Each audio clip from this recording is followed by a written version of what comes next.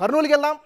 ఉమ్మడి కర్నూలుకి సంబంధించి అక్కడ ఆ జిల్లాలో ఉన్నటువంటి నియోజకవర్గాల సంఖ్య ఏంటి, ఏ ఏ నియోజకవర్గాలు ఉన్నాయి, అక్కడ పరిస్థితి ఏంటో మనం ఒకసారి పరిశీలిద్దాం.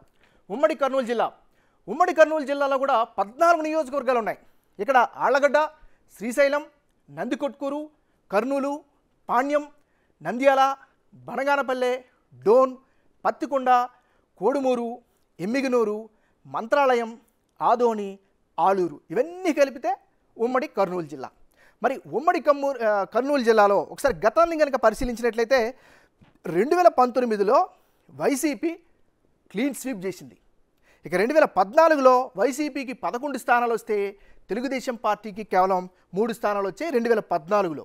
మరి యాజ్ ఆఫ్ టుడే ఇప్పుడు 2024లో ఇప్పటికిప్పుడు కనుక ఎన్నికలు జరిగితే కర్నూలులో ఎలాంటి పరిస్థితి ఉంది, బిగ్ టీవీ చేసినటువంటి గ్రౌండ్ సర్వేలో ఎలాంటి రిజల్ట్స్ వచ్చాయో ఒకసారి కనుక మూడ్ ఆఫ్ ఆంధ్రాలో పరిశీలించినట్లయితే ఉమ్మడి కర్నూలు జిల్లాలో ఇప్పటికిప్పుడు కనుక ఎన్నికలు జరిగితే వైఎస్ఆర్ కాంగ్రెస్ పార్టీకి అనుకూలంగా 8 స్థానాలు కనిపిస్తున్నాయి.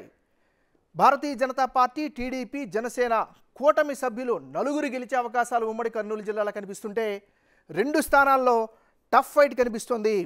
ఆ 2 స్థానాల్లో కూడా ఒకటి వైసీపీకి అనుకూలంగా ఉంటే రెండోది తెలుగుదేశం పార్టీకి కాస్త ఎడ్జ్ ఉండే అవకాశాలు కనిపిస్తున్నాయి.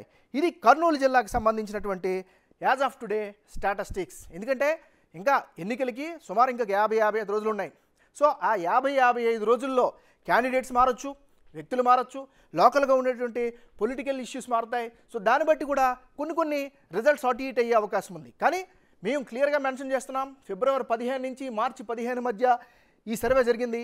ఆ జరిగినటువంటి సర్వేలో వచ్చినటువంటి స్టాటిస్టిక్స్ ఆధారంగానే మనం ఇప్పుడు మూడ్ ఆఫ్ ఆంధ్ర పేరుతో మనం ఎక్స్ప్లెయిన్ చేయడం జరుగుతుంది. ఇది ఉమ్మడి కర్నూలు జిల్లాకు సంబంధించినటువంటి రిపోర్ట్.